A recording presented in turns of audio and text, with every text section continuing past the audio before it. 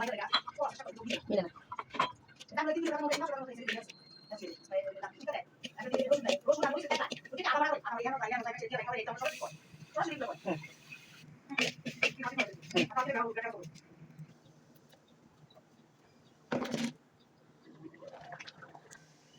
করলা সিদ্ধ করে দিয়েছি।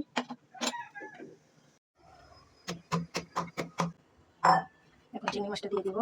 এটাও খোলা সব একসঙ্গে মিশিয়ে ভিতরে একটু লবণ দিব, তারপর লেবুর রস দিব। জোরটা হয়ে গিয়েছে, করলাটা প্রায় সিদ্ধ হয়ে গেছে, এখন নামিয়ে নেব। করলাগুলো সিদ্ধ হয়ে গেছে, মিষ্টি আলু শাক।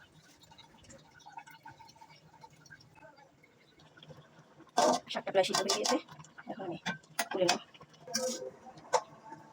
এখন আমি শাকটা তুলে নেব। এই সিদ্ধ মিষ্টি আলু আর মিষ্টি আলু শাক, এটা আমার ছাদের গাছের। আমি আজকে সিদ্ধ করে খেয়ে দেখবো। এই ফার্স্ট টাইম আমি পাহাড়ি খাবার সিদ্ধ করলাম। এর সাথে রয়েছে বিখ্যাত সেই মরিচ ভর্তা, পাহাড়িদের পছন্দের মরিচ ভর্তা।